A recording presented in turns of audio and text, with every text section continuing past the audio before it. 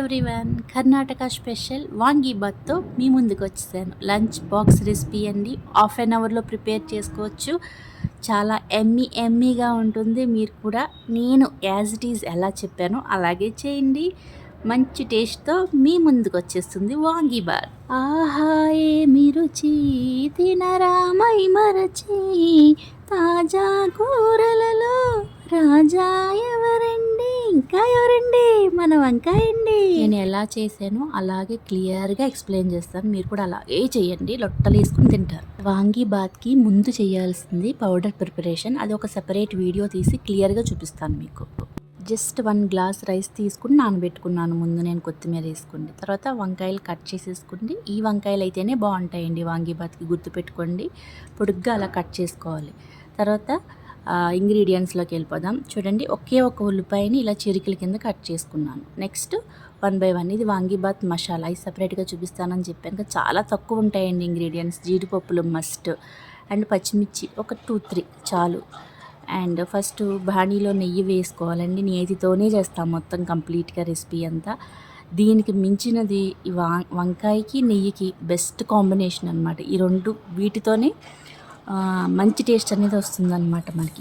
దీనిలో అల్లం వెల్లుల్లి పేస్ట్లు, రకరకాల మసాలాలు ఏమీ అవసరం లేదండి, సింపుల్గా అయిపోతుంది. చూడండి, ఫస్ట్ ఒక 2 స్పూన్స్ నెయ్యి వేసి, తర్వాత జీలకర్ర వేసి, కొద్దిగా బ్రౌన్ కలర్ వచ్చిన తర్వాత ఉల్లిపాయలు వేసి, అండ్ ఇది ఏంటి కరివేపాకు, కొత్తిమీర అండ్ పచ్చిమిర్చి యాడ్ చేశాను. దోరగా వేపుకోవాలండి నేతిలో, కమ్మగా వాసన వచ్చేంత వరకు వేపడంలోనే ఉంటుంది. కుకింగ్ చేసేటప్పుడు ఎప్పుడైనా అన్ని ఇంగ్రీడియంట్స్ సమానంగా వేగాలండి, అప్పుడే ద బెస్ట్ టేస్ట్ అనేది మనకు వస్తుంది. ఏదో వేపేసాం అన్నట్టు వేపేసి మూత పెట్టేస్తే అయిపోతుంది, ఎంత 5 నిమిషాల్లో అయిపోతుంది ఏదైనా.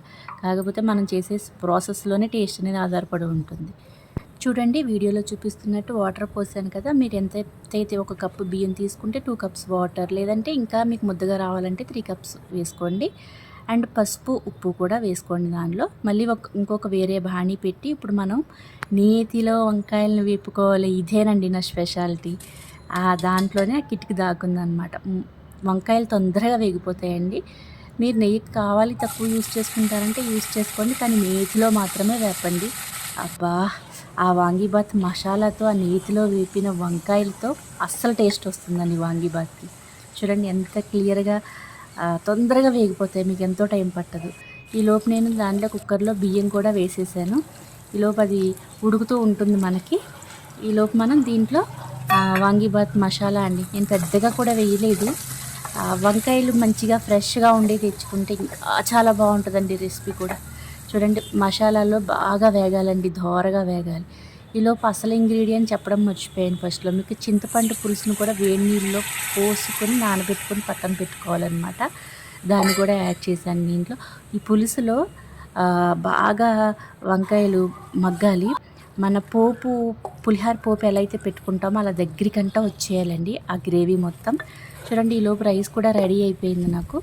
నేను ఇప్పుడు దానిలో కలిపేసాను అనమాట. కలిపేసి ఇక్కడే అసలు టేస్ట్ ఆధారపడింది. మూత పెట్టి సిమ్లో పెట్టి గ్యాస్ని ఒక్క 5 minutes అలా ఉంచాలన్నమాట. ఉంచితే ఆ మసాలాలన్నీ దానికి బాగా పట్టుకుంటాయి.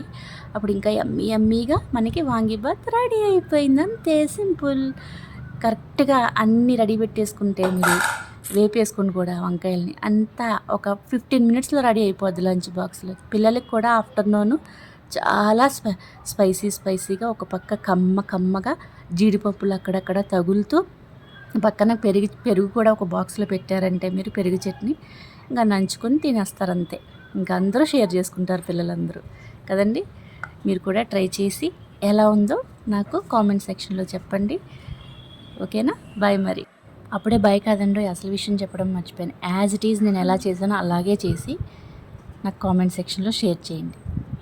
నా రెసిపీస్ మీకు నచ్చినట్లయితే please like, share and subscribe to my channel TC Life. Bye bye.